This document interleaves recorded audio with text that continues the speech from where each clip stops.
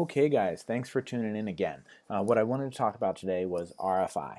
If you don't know what an RFI is, it is request for information. And so basically it's a fancy way of just saying, I need information. Whether you have a question about a project or anything like that, this is the tool for you to use. And so remember here, you can send an email out, or you can send a text message out or a phone call.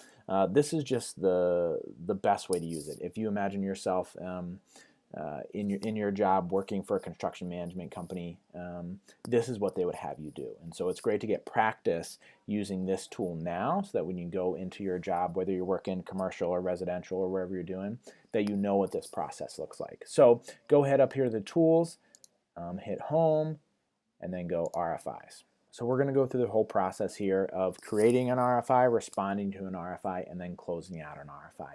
And so depending on the situation, you might have to create an RFI if you want to ask your construction coordinator a question, or sometimes they might have created an RFI and you have to respond to that RFI. If you are the creator of an RFI, then it is your responsibility to close out an RFI and make sure that everything has been answered. So let's go ahead and start with create RFI. So go ahead and fill out all this information here. I'm going to put test.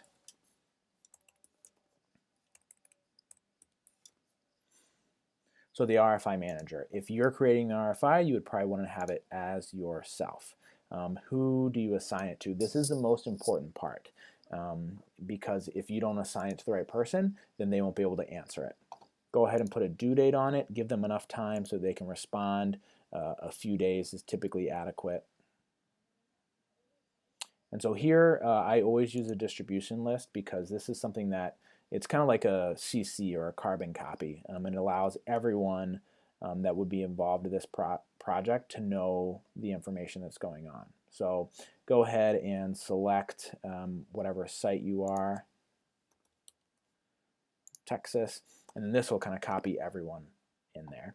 If you have a location to your job, go ahead and click that if it's about a specific location, but if it's just kind of general, then don't worry about it. You can click the received from if you were creating this for someone else. So this is something, maybe someone else has a question, but you're actually creating the RFI for them. So here, this is just some extra information that you guys can add if you want to get more specific about the project. So there's drawing number, cost, impact, all this stuff. Typically, we don't use a lot of it. And here, this is the part where you actually ask your question. Hey, Robin, this is a test RFI. If you wanted to, you could attach some files. This is really great because you can select a drawing, select a file, select a photo, or upload something new. So I always like this because you can come in here and you can select a drawing, and then it'll attach it. So when they get this email, they'll be able to read it and say, oh, okay, this is what they're talking about. They're talking about this plan over here. So go ahead and create it. And so at this point, your RFI has been sent, and you just need to wait for that person to respond. So let's go ahead and take a look on the responding side of things. All right, guys, so here I am. I'm actually in my Gmail, so I'm not even in Procore anymore. And what's great about this is Procore is integrated into kind of every aspect of your life, including your email. And so you don't even have to go on Procore. You can just come here to email and respond to it. So this is one way to respond to an RFI. It's just by clicking reply. Say, hey, Robin, great stuff, thanks. If you wanted to, you could attach a drawing or a photo or something that would actually help you explain the situation or answer the question. And that's it. Just hit send. And so now we have replied to that RFI.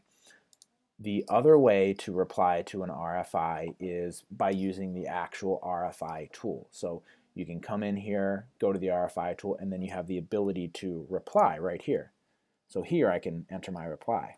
Once again, you could attach files, photos, anything else that would help you actually be able to answer this question, and go ahead and hit reply.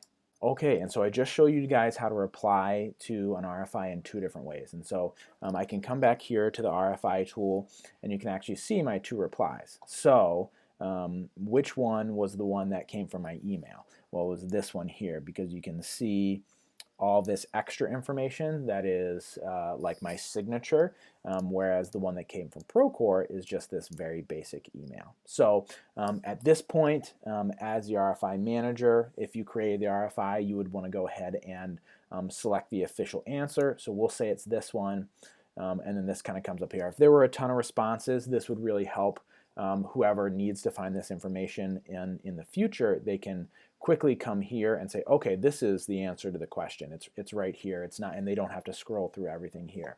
So once that's done, you can go ahead and the question has been answered. You can close the RFI, and that finishes the process. Back in my email here again, you can see that I have gotten a reply to my RFI.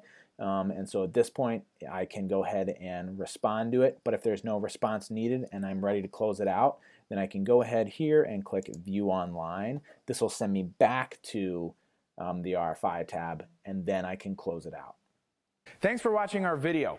Go ahead and hit the subscribe button so you can get updated on all our newest videos. Also, go ahead and click the links below so you can see our social media profiles as well as our website.